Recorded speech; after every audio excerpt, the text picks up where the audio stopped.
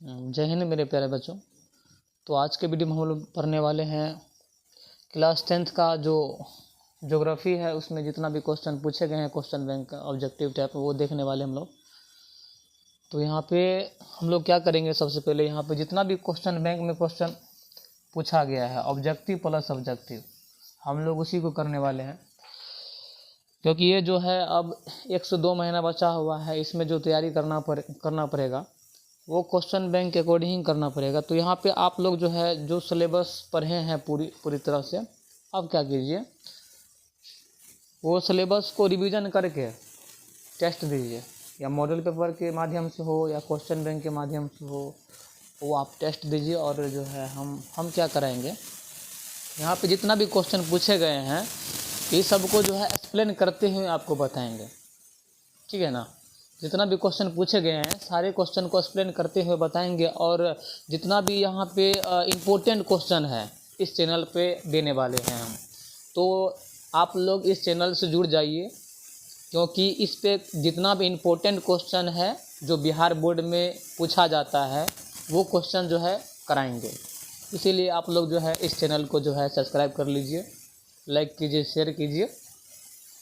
तो हम लोग जो है आज पढ़ने वाले हैं जितना भी क्वेश्चन जो पूछे गए हैं ज्योग्राफी से, आज की वीडियो हम लोग देखेंगे। उससे जो है ऐसे ही जैसे मान चलिए संसाधन, पहला चैप्टर ज्योग्राफी क्लास 10th का जो है, क्लास 10th का ज्योग्राफी का पहला चैप्टर क्या है, संसाधन है। वही संसाधन से जो क्वेश्चन पूछे गए क्वेश्चन बैंक में, उसी का हम लोग देखने वाले हैं। चलिए, तो सबसे पहले पहला क्वेश्चन देखते हैं हम लोग। देखिए, सबसे पहला क्वेश्चन है, विश्व पर्यावरण दिवस कब मनाया जाता है। विश्व पर्यावरण दिवस जो है कब मनाया जाता है, तो 5 जून को। 5 जून को जो है विश्व पर्यावरण दिवस मनाया जाता है। देखिए, यहाँ पे आप दिमाग लगाइए कि अगर पर्यावरण से क्वेश्चन पूछ रहे हैं तो ये काफ़ी इम्पोर्टेंट हो जाते हैं। तो आप लोग जो है पर्यावरण रिलेटेड जितना भी क्वेश्चन सब्जेक्टिव हो ऑब्जेक्टिव हो उसको आप देख लीजिएगा, ठीक है। क्वेश्चन बैंक देखने से ये पता चलता है कि क्वेश्चन जो है पूछने का नज़रिया क्या है। इसीलिए क्वेश्चन पूछने का नज़रिया जो है आपको पता चलेगा क्वेश्चन बैंक से ही। अब जो है अब 2 महीना में ये नहीं है कि सब ही पढ़ लेंगे, उतना टाइम नहीं है। अब वही पढ़ना है जो पूछा जाता है, बिहार बोर्ड में जो पूछा जाता है वही पढ़ना है आप, ठीक है ना। तो पर्यावरण से रिलेटेड ज़्यादा क्वेश्चन पूछे जाते हैं, इसीलिए आप लोग पर्यावरण अच्छे से देख के जाइएगा, संसाधन चैप्टर को देख के जाइए, यहाँ से ज़्यादा क्वेश्चन पूछे जाते हैं। तो क्या आंसर हो जाएंगे, 5 जून को जो है विश्व पर्यावरण दिवस मनाए जाते हैं।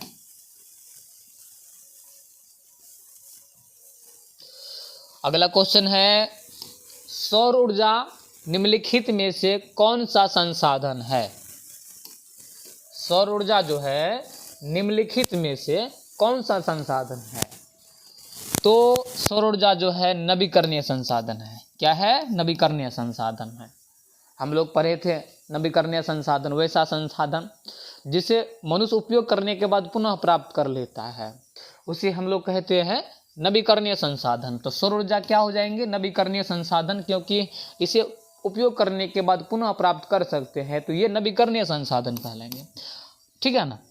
और अजैव संसाधन तो आप जानते ही हैं, ऐसे संसाधन जो निर्जीव हो, जैसे पहाड़, पठार, मिट्टी, कोयला, पेट्रोल, ये सब क्या है, अजैव संसाधन है।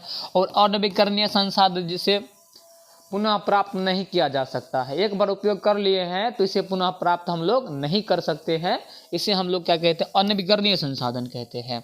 जैसे कोयला, पेट्रोल, डीजल, ये सारे क्या हो जाएंगे, अनवीकरणीय संसाधन हो जाएंगे। उसके बाद अगला क्वेश्चन है, किसने कहा संसाधन होते नहीं बनते हैं। किसने कहा है कि संसाधन होते नहीं है बनते हैं, तो जिमरमैन का कहना था संसाधन होते नहीं है बनते हैं, ठीक है ना। संसाधन होते नहीं है बनते, किसका स्टेटमेंट थे, ये जिमरमैन का। और महात्मा गांधी क्या कहे थे, पेट भरने के लिए बहुत कुछ है लेकिन पेटी भरने के लिए नहीं है। महात्मा गांधी क्या कहे थे संसाधन के बारे में, पेट भरने के लिए बहुत कुछ है लेकिन पेटी भरने के लिए नहीं है। ठीक है ना। चलिए अगला क्वेश्चन हम लोग देखने वाले हैं, सौर ऊर्जा निम्नलिखित में से, देखिए यहाँ पे आप देख सकते हैं सौर ऊर्जा पहले भी पूछा हुआ क्वेश्चन था, हम इसीलिए लिए है आपको दिखाना चाहते हैं। सौर ऊर्जा पूछा हुआ क्वेश्चन है, देखिए यहाँ पे रिपीट किया है, फिर से सौर ऊर्जा पूछा है ना। तो क्वेश्चन बैंक देख के जाना ही चाहिए स्टूडेंट को, क्योंकि यहाँ पे क्वेश्चन जो है ऑब्जेक्टिव हो सब्जेक्टिव हो वो रिपीट कर रहे हैं, इसीलिए यहाँ पे देखना काफ़ी जरूरी, काफ़ी महत्वपूर्ण हो जाता है। तो फिर से हम लोग तो पढ़ ही चुके हैं, वही पुनः प्राप्त योग मतलब नवीकरणीय संसाधन, अभी नहीं पढ़े थे, नवीकरणीय संसाधन मतलब कि सौर ऊर्जा जो है पुनः प्राप्त योग संसाधन है, मतलब नवीकरणीय संसाधन है, पुनः प्राप्त योग संसाधन है, ठीक है ना। चलिए अगला क्वेश्चन हम लोग देख लेते हैं। तो अगला क्वेश्चन है आपके स्क्रीन पे। तो पांचवा क्वेश्चन हम लोग देखने वाले हैं कि द्वितीय पृथ्वी सम्मेलन कहाँ हुआ, द्वितीय पृथ्वी सम्मेलन कहाँ हुआ। तो द्वितीय पृथ्वी सम्मेलन हुआ था न्यूयॉर्क में। कहाँ हुआ था? न्यूयॉर्क में। जो द्वितीय पृथ्वी सम्मेलन हुआ था वो कहाँ हुआ था? न्यूयॉर्क में। और पहला पृथ्वी सम्मेलन रियो डी जेनेरो में हुआ था, 1992 में हुआ था, पहला हुआ था ना, रियो डी जेनेरो में हुआ था पहला पृथ्वी सम्मेलन। और ये जो द्वितीय पृथ्वी सम्मेलन है ये कहाँ हुआ? ये न्यूयॉर्क में हुआ है, ठीक है। तो देख सकते हैं ना आप, सम्मेलन से काफी ज्यादा क्वेश्चन पूछे जाते हैं। प्राकृतिक संसाधनों के संरक्षण के लिए 1968 में कौन सा कन्वेंशन हुआ था?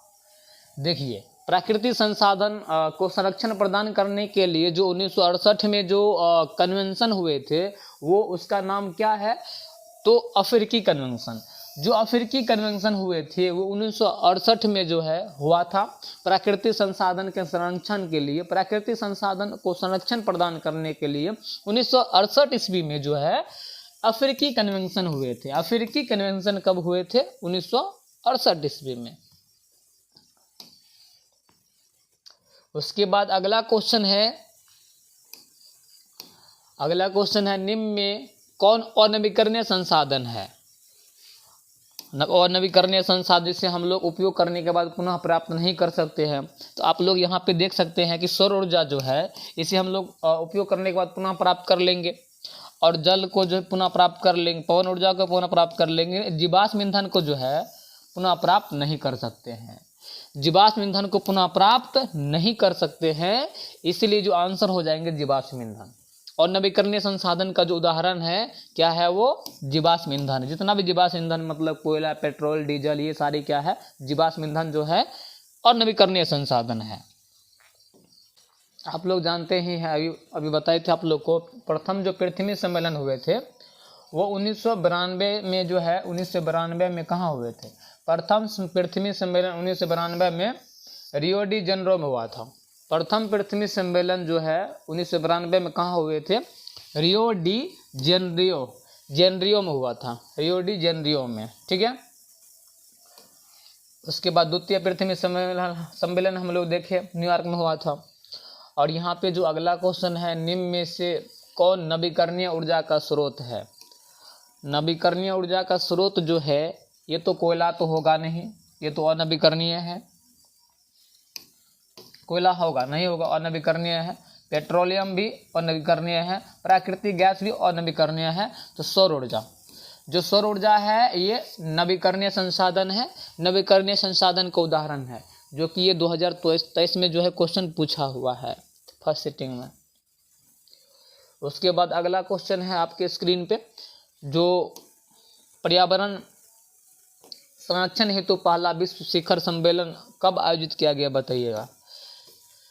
पर्यावरण संरक्षण हेतु पहला विश्व शिखर सम्मेलन कब आयोजित किया गया है?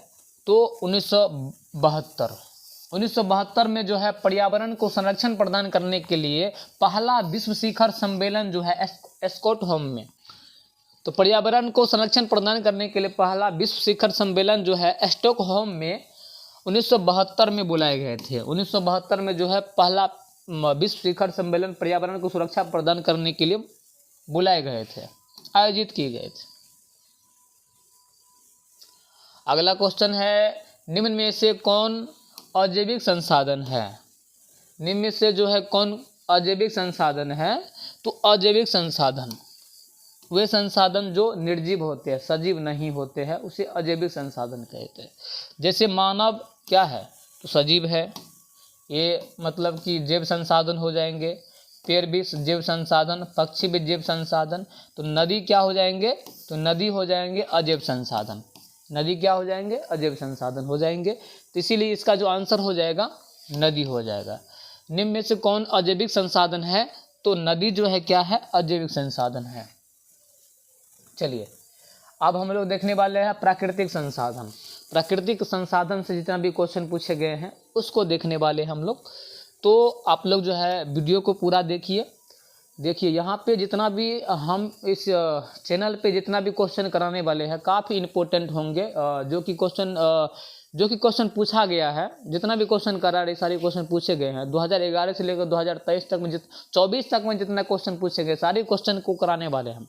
और ये भी देने वाले हैं कि जैसे एग्जाम है और एग्जाम में जितना भी इम्पोर्टेंट क्वेश्चन है सारे इम्पोर्टेंट क्वेश्चन जो है इसी चैनल पर आपको देने वाले हैं।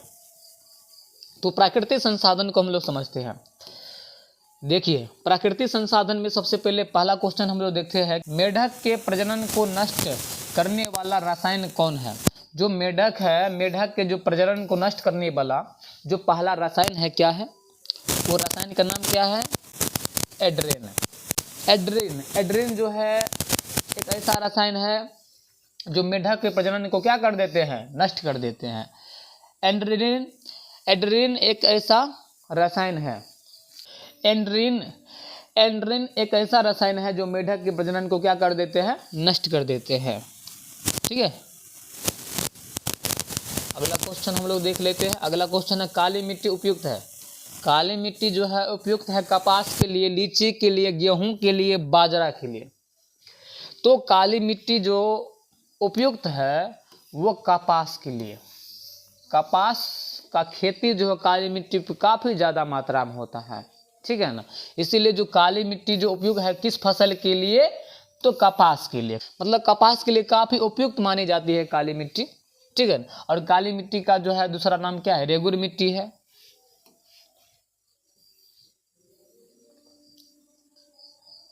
यही है अगला क्वेश्चन। काली मृदा का दूसरा नाम क्या है, तो काली मृदा का दूसरा नाम है रेगुर मृदा। काली मृदा का दूसरा नाम क्या है, तो काली मृदा का दूसरा नाम है रेगुर मृदा। रेगुर मृदा, काली मृदा का दूसरा नाम क्या है, रेगुर मृदा। तो अगला क्वेश्चन हम लोग देखने वाले हैं, मरुस्थलीय मृदा किस राज्य में पाई जाती है। जो मरुस्थलीय मृदा है, मरुस्थलीय मतलब जहाँ पे रेत ही रेत नजर आते हैं।